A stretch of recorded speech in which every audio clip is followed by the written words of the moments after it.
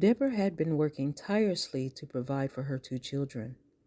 She had been juggling two jobs, but despite her best efforts, she was still struggling to make ends meet. The bills were piling up, and she was on the brink of losing her apartment.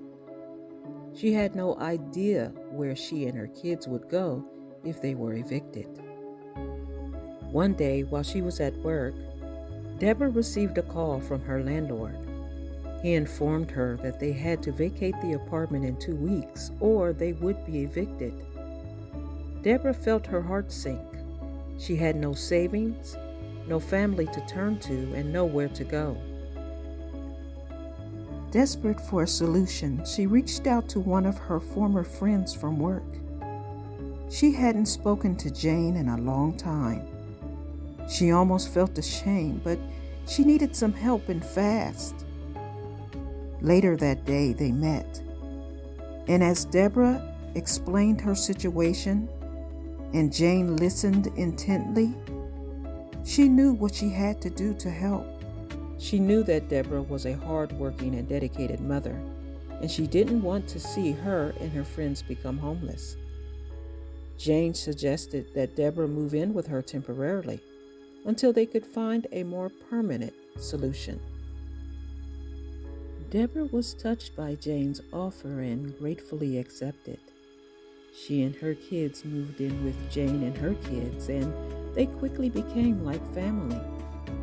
A month had passed, and it seemed as though everything was falling into place. Deborah was able to secure a better-paying job, and she was getting very close to saving up for a new apartment. One evening, when Deborah and the kids returned home, they were surprised to see that the apartment was empty. Jane and her kids were nowhere to be found. This was a little odd, since Jane had not mentioned anything about her and the kids' plans to be out, as they often tried to keep one another informed. Deborah put her kids to bed after spending the previous several hours trying to get in touch with Jane. Deborah made the decision to stay up all night waiting for Jane and her kids before falling asleep herself. Deborah awoke abruptly with the dawn, worried that Jane and the children still weren't at home. She quickly dialed 911 out of panic and was told to go to the police station and file a missing persons report. Deborah heard a knock on the door as she hurriedly dressed herself and the kids. The current activity occurring in apartment 4A was made known to the building's landlord. Deborah was a little perplexed and understandably annoyed, but figured that since she and the kids had been living in Jane's apartment for more than a month, one of Jane's neighbors must have informed the landlord about them.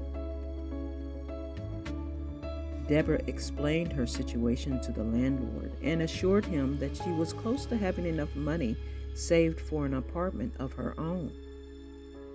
She continued by informing him that Jane and her children had not returned home last night and that she was on her way to the police station to file a report. In shock over what he had just heard, the landlord's eyes widened.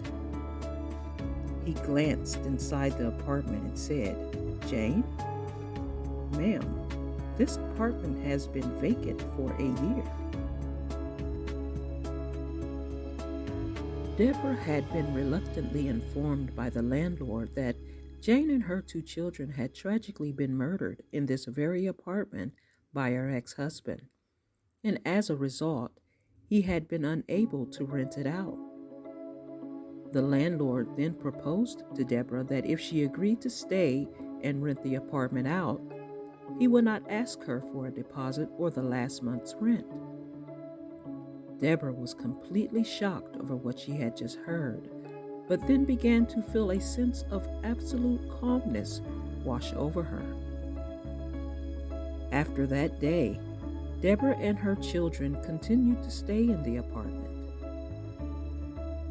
She did research the information and found that Jane and her kids had actually been murdered in the apartment. almost exactly a year to date. She couldn't wrap her head around why Jane chose to help her out, but she was forever grateful to Jane for her kindness.